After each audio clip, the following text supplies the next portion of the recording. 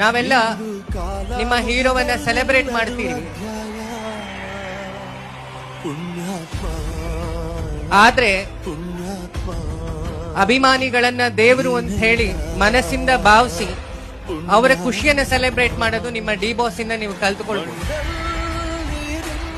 ಒಂದು ಸಣ್ಣ ಎಕ್ಸಾಂಪಲ್ ಏನು ಅಂದ್ರೆ, ಮೊನ್ನೆ ಬರ್ಡೇ ವಿಜುವಲ್ಸ್ ಎಲ್ಲ ನೋಡಿರ್ಬೇಕು ನೀವು ಯೂಟ್ಯೂಬ್ ಅಲ್ಲಿ.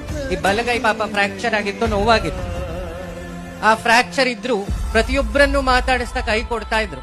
ಅದು ಆರ್ಟಿಫಿಶಿಯಾಲಿಟಿ ಇಲ್ಲ, ಒಳಗಿಂದ ಇದ್ದ ಪ್ರೀತಿ ಅನ್ಕೊಳ್ತಿದ್ರು. ಮತ್ತೆ ಚಿಕ್ಕಣ್ಣನ ಮೂವಿ ಮೊನ್ನೆ ಅದರ ಪ್ರೊಜೆಕ್ಷನ್ ಆಗ್ಬೇಕಾದ್ರೆ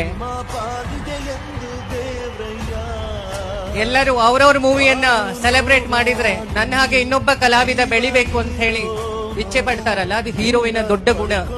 ಇಷ್ಟು ಎತ್ತರಕ್ಕೆ ಬೆಳೆದ್ರು ಹಿಂದೆ ನಿಂತು ಇಲ್ಲಿರೋ ಸನ್ಯಾಸಿಗಳಿಗೆ ಗೌರವ ಕೊಡ್ತಾ ಇದ್ದಾರಲ್ಲ, ಅದು ಇನ್ನೊಂದು ಮೆಚುರಿಟಿ.